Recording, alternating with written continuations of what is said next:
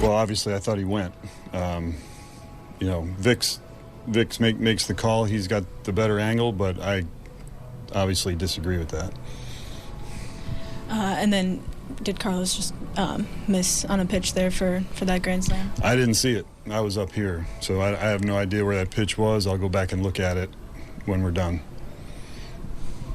When you look at Cole Reagans today, 11 strikeouts, how is he continuing to impress you guys on the mound? He's got great stuff. I mean, he's got tremendous poise. He works quickly. He throws strikes. Got a ton of swing and miss.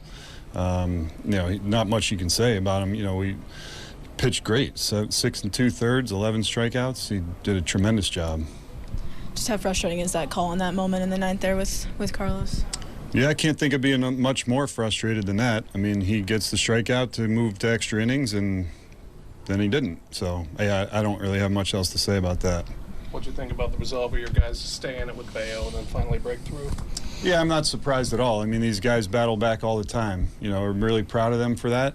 Bayo threw a great game. You know, he had the sinker working. He didn't give up anything. He didn't give in to anybody.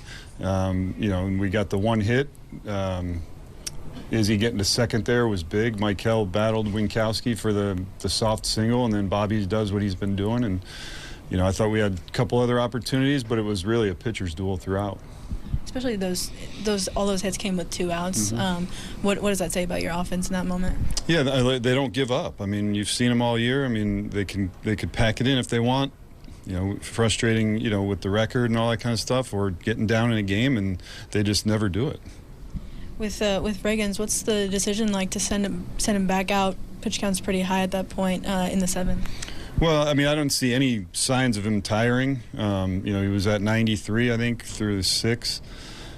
He's got plenty of strength. I mean, you see when he needs it, his last couple pitches were 98. You know, and his arm works good. He wasn't fatigued. He didn't even look like he was breaking a sweat most of the night. So I felt really good about it. And then obviously it proves you right there with the strikeouts. I mean, just for him to continue to go out there and like you said, use that strikeout. So. Well, I mean, he's got big stuff. I mean, you know, he's a guy that's going to be able to get through an order 3, maybe 4 times. I mean, he's got 4 pitches. He can throw them all in the zone. He can get swing and miss on all of them. If you see guys getting that much swing and miss, it's usually a good indicator that they're still all right. What was his mentality just going through this start? I know we talk about how he doesn't seem fazed a lot by the big moment, but just to go out there at Fenway and just pitch like he did today. I honestly think that he could care less where he's pitching.